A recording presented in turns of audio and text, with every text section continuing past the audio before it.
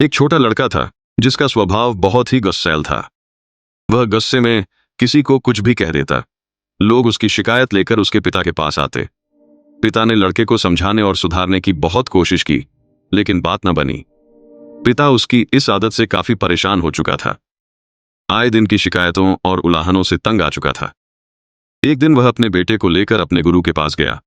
उन्हें सारी बात बताई और बेटे को समझाने का आग्रह किया।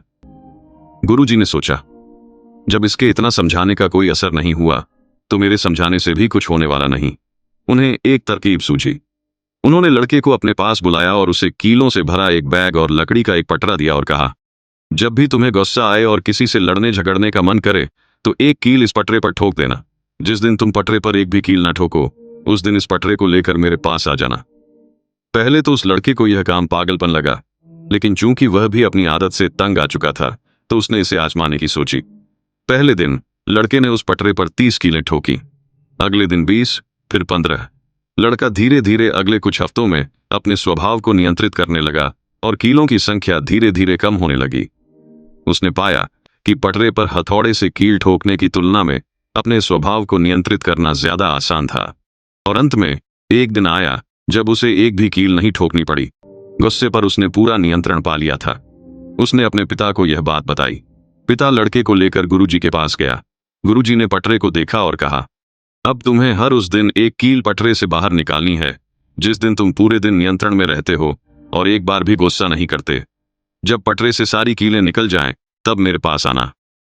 दिन बीतते गए, कई महीने गुजर गए। पटरे पर कीलों की संख्या धीरे धीरे कम होने लगी और आखिरकार एक दिन उस लड़के ने अपने पिता को बताया कि अब पटरे पर एक भी कील नहीं बची है। पिता बहुत खुश हुआ। दोनों लकड़ी के पटरे को लेकर गुरुजी के पास गए। गुरुजी ने पटरे को ध्यान से देखा और बोले, तुमने बहुत अच्छा किया जो खुद पर नियंत्रण पा लिया, लेकिन जरा इस पटरे की तरफ देखो, क्या यह अब कभी भी पहले जैसा हो सकेगा?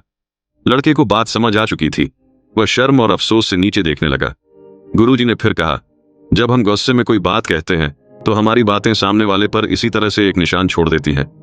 यदि कोई व्यक्ति एक आदमी के पेट में चाकू डालकर निकाल ले और इस बात की बार बार माफी भी मांग ले, तो भी चाकू का घाव नहीं भर सकता।